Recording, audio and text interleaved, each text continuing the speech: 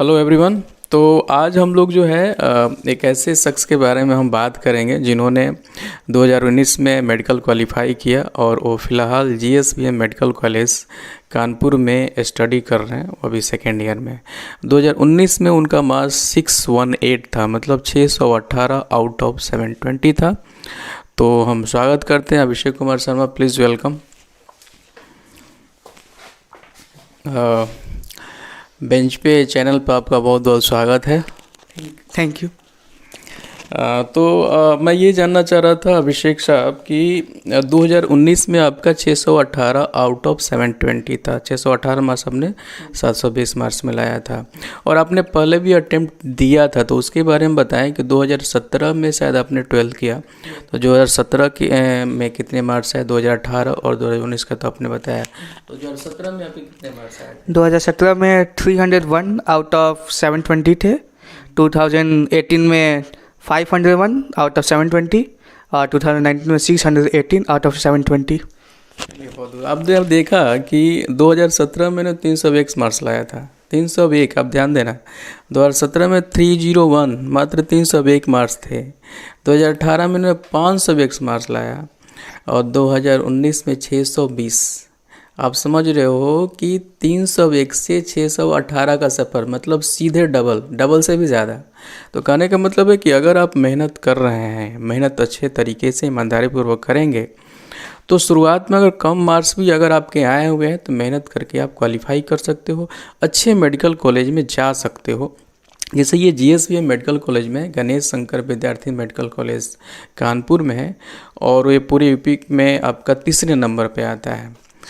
तो बहुत ही अच्छा मार्क्स है, बहुत मेहनत से इन्होंने किया। तो इनके बारे में जानते हैं कि ये इनका स्ट्रैटेजी क्या था। डायरेक्ट हम स्ट्रैटेजी पे आते हैं, वही ज़्यादा इंपॉर्टेंट होता है किसी भी एस्पायरेंट्स के लिए जो मेडिकल की तैयारी कर रहे हैं, कि फिजिक्स, केमिस्ट्री और बायोलॉजी तीनों पेपर होते हैं। इनका स्ट्रैटेजी पढ़ने का क्या था, एक महीना पहले, एग्ज़ाम के एक महीना पहले जो स्ट्रैटेजी होना चाहिए वो क्या होना चाहिए। तो इसको आप ध्यान से सुनेंगे, काफ़ी बेनिफिशियल होगा आपके लिए, क्योंकि ये मतलब हम ही लोग के बीच के स्टूडेंट्स हैं जिन्होंने काफ़ी मेहनत से जो है यहाँ तक पहुँचा है।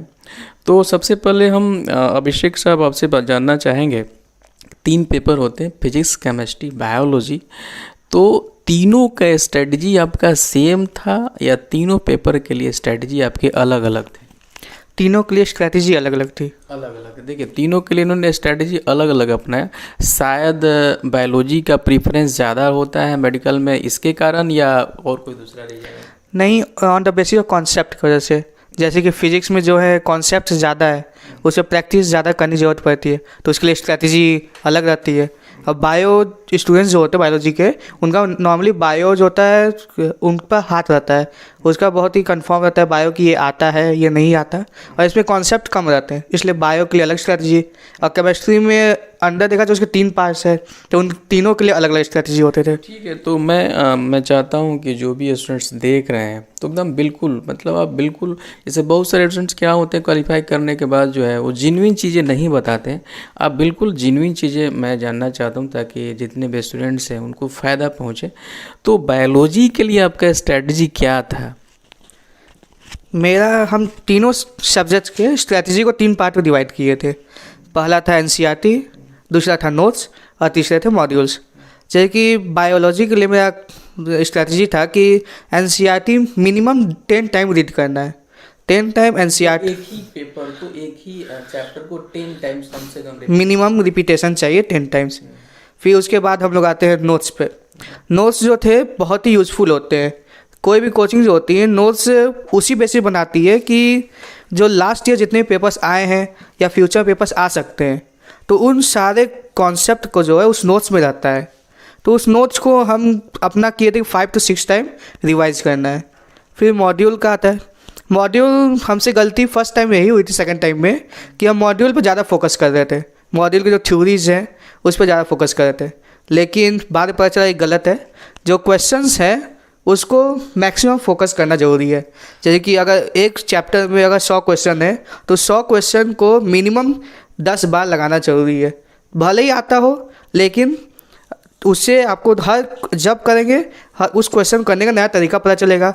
जैसे कि सेल है तो सेल का क्वेश्चन है तो उसके अंदर अगर अगली बार करेंगे तो हो सके उसी क्वेश्चन माइटोकॉन्ड्रिया कहीं छुपा हो, उस क्वेश्चन को पता चले। या ऑप्शंस होते हैं, ऑप्शन से कई बार क्वेश्चंस आपको नीट में मिल जाते हैं कि जैसे कि नीट के क्वेश्चंस हैं तो ऑप्शंस मिल जाएंगे। तो मेरा बायोलॉजी का यही स्ट्रैटेजी था कि एनसीईआरटी मैक्सिमम करें, नोट्स को 5 to 6 टाइम रिवाइज करें और क्वेश्चंस मैक्सिमम हो सके। कहने का मतलब बायोलॉजी का जो स्ट्रेटजी आपका रहा कि एनसीईआरटी कम्प्लीटली आप फॉलो करें, मतलब एक ही चैप्टर को आप कम से कम 5 बार 6 बार, दूसरी बुक छूने की ज़रूरत नहीं है। एनसीईआरटी आप 5 से 6 बार मतलब रिपीटेशन करें एक चैप्टर को कम से कम। क्लास नोट्स जो होते हैं उस पर आप फोकस करें। उसके अलावा जो न्यूमेरिकल्स होते हैं, मॉड्यूल का जो कोचिंग का मॉड्यूल होता है, न्यूमेरिकल्स को आप बार बार बनाएं। तब ये 3 चीज़ें पे फोकस करना होगा, क्लास नोट्स और आपका एनसीईआरटी। आपने बोला एनसीईआरटी को बार बार स्टडी करें बायोलॉजी के लिए, ये 3 चीज़ों पे आपको फोकस करना। अच्छा, फिजिक्स जो है मैथमेटिकल हो जाता है थोड़ा सा, और बायोलॉजी के बच्चों को मैथमेटिक्स में दिक्कत होती है, खास करके डिफरेंशिएशन इंटीग्रेशन वगैरह आ जाता है। तो फिजिक्स की आपकी स्ट्रेटजी कैसी मतलब रही या कैसे रखना चाहिए बच्चों को? फिजिक्स को पढ़ने के लिए सबसे पहला कॉन्सेप्ट है कि बेसिक मैथ एकदम स्ट्रांग होना चाहिए। अब बेसिक मैथ में डिफरेंशिएशन, इंटीग्रेशन और कुछ क्वेश्चंस ग्राफ्स के भी आते हैं, जैसे कि डिफरेंशिएशन इंटीग्रेशन से ही रिलेटेड ग्राफ्स होते हैं तो उसी में आ जाते हैं। तो अगर ये चीज़ क्लियर है तो फिजिक्स बहुत ही ईजी हो जाएगी। और इसको क्लियर करने का बस एक ही तरीका है, क्लास में फोकस करें और एक कोई टीचर को पकड़ ले। जितना परेशान कर सकते हैं उतना परेशान करें उनको भले ही वो सामने बोलेंगे नहीं बताएंगे, लेकिन बार परेशान करें तो खुद बताएंगे। तो फिजिक्स में बेसिक मैथमेटिक्स अच्छी होनी चाहिए। तो बेसिक मैथमेटिक्स मान लेते हैं अच्छा हो गया, तो उसके बाद जो है फिर हमको किन सब चीज़ों पे फोकस करना है? क्या बायोलॉजी वाला कॉन्सेप्ट की नोट्स जो क्लास का मिलता है उस पे फोकस करना है, क्या किस तरीके से हमको, या न्यूमेरिकल्स का क्या करना है, किस तरह से? अगेन इसको फिर 3 पार्ट डिवाइड करेंगे, एनसीईआरटी, नोट्स और मॉड्यूल्स। एनसीईआरटी में इसमें थ्योरी पढ़ने की एकदम ज़रूरत नहीं है, बस कुछ जो एनसीईआरटी क्वेश्चंस हैं उनको 6 से 7 बार लगाना है। फिर उसके बाद आते हैं नोट्स को जैसे हमें बताया गया था, मतलब हमारे टीचर कहे थे कि मिनिमम 5 kg कॉपी जो है, रफ कॉपी 5 kg भरना है क्वेश्चंस करके। तो हम जो थे नोट्स से ही, नोट्स के जो क्वेश्चंस होते हैं, फिजिक्स के मैक्सिमम नोट्स में मैक्सिमम क्वेश्चंस ही होते हैं, थ्योरी 1-2 लाइन होगा, लेकिन मैक्सिमम नोट्स होंगे जो क्वेश्चंस होंगे जो बहुत से कॉन्सेप्ट को क्लियर करेंगे। अगर उसी क्वेश्चन को अगर 5-6 बार लगा देंगे तो उससे रिलेटेड जहाँ से भी क्वेश्चन आएगा कोई भी इजीली क्लियर कर सकता है।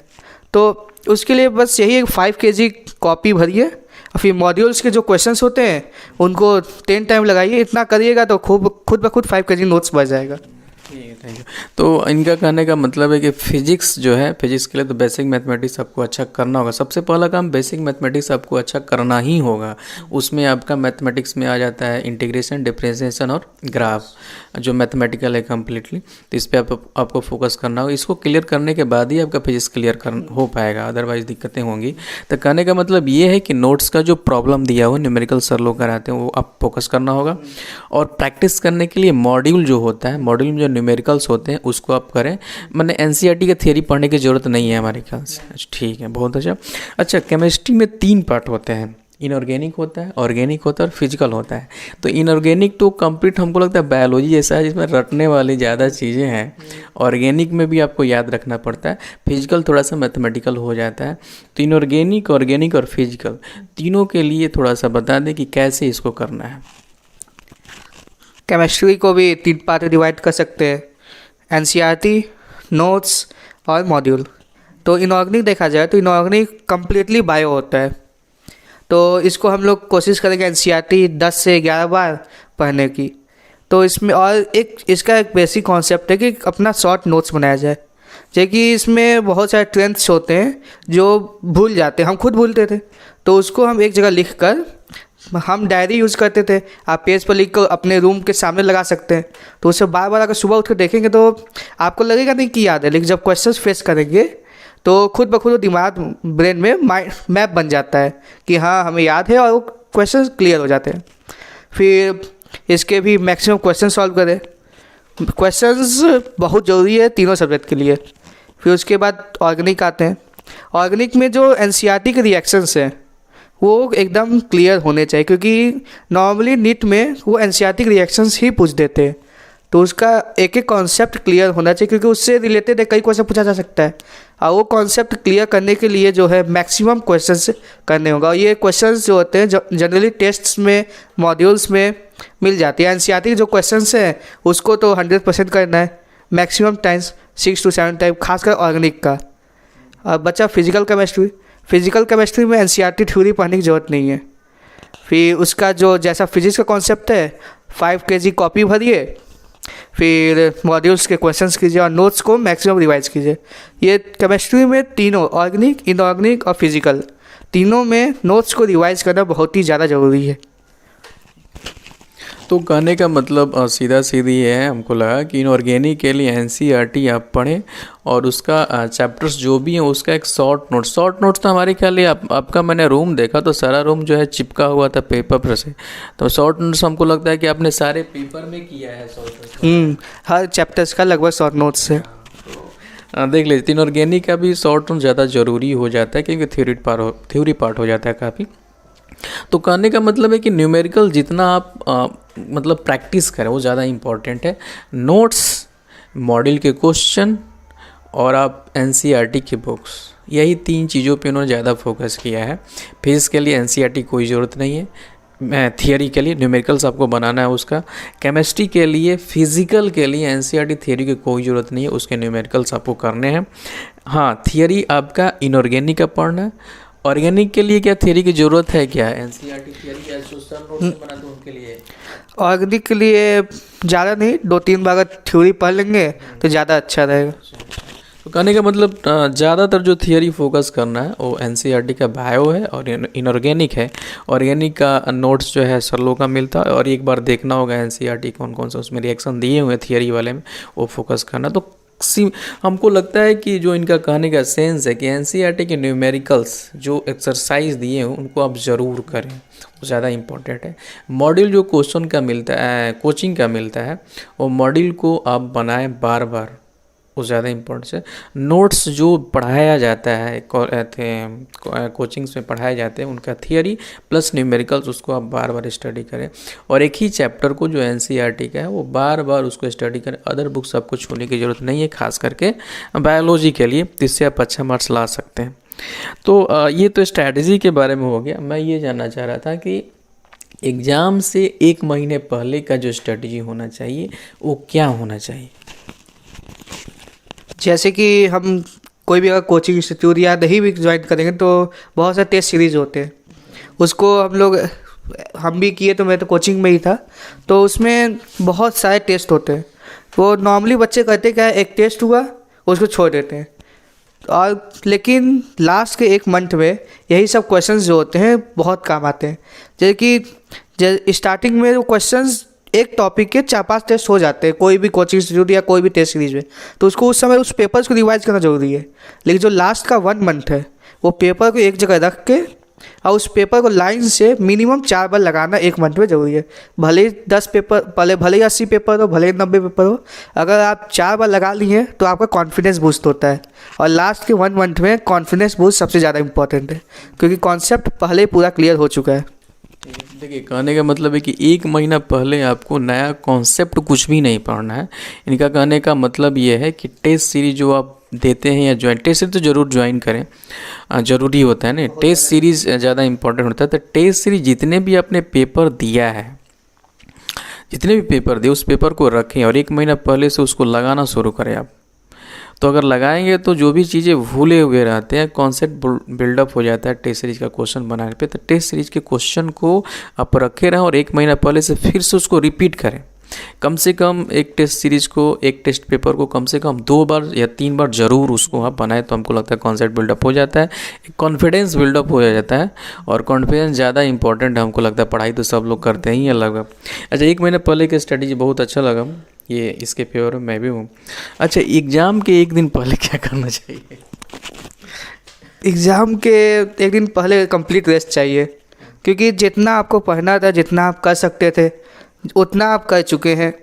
अब जो होगा, अगर आपका ब्रेन रेस्ट नहीं रहेगा तो वहाँ पर पेपर के समय आपका वैसे भी बहुत ज़्यादा कन्फ्यूजन रहता है कि कहाँ जाना है कहाँ नहीं जाना है। ऊपर से गर्मी का मौसम में होता है तो बहुत ज़्यादा उमस भी होता है, तो पूरा कॉन्फिडेंस जो होता है कम्प्लीटली लूज़ हो जाता है। ऊपर से डर तो लगता ही है। अगर जब तक माइंड फ्रेश नहीं रहेगा, जब तक कंप्लीट स्लीप नहीं मिलेगी, तब और प्रॉब्लम होती है क्वेश्चन को सॉल्व करने में। समझ में नहीं आता है कौन सा क्वेश्चन सही है कौन सा नहीं है। इसलिए कंप्लीट स्लीप और कंप्लीट रेस्ट बहुत ज़्यादा ज़रूरी है। और 1 नाइट बिफोर कोशिश करें खाना कम खाएं, नहीं तो फिर थोड़ा सा जो डर होता है, डर की वजह से पेट भी ख़राब होने का चांस रहता है। ये बहुत मार्केबल बात है कि डर से पेट भी खराब हो जाते हैं। तो खाना कम खाइए, गर्मी का दिन है तो पानी मतलब ज़्यादा पीजिए, खाना थोड़ा सा कम करें, आप कंप्लीट रेस्ट लें, दिमाग को रेस्ट दें और नींद लें कंप्लीट। तो ये इनका स्ट्रेटजी, और हमको लगता है कि एकदम बिल्कुल परफेक्ट, इन्होंने बिल्कुल जेन्युइन बात बताई है। और इस पर अगर आप फोकस करें, कम्प्लीटली इसको फॉलो करें आप, क्योंकि इनका जो सफ़र रहा है 301 से 618 का रहा है, मतलब सीधे डबल से भी ज़्यादा। तो आप भी कर सकते हैं, बहुत अच्छा मार्क्स लगा सकते हैं। तो अभिषेक कुमार शर्मा, आपका बहुत बहुत धन्यवाद कि आपने बिल्कुल जेन्युइन जो है बातें बच्चों के सामने रखी है। बहुत बहुत धन्यवाद आपका। Okay, thank you.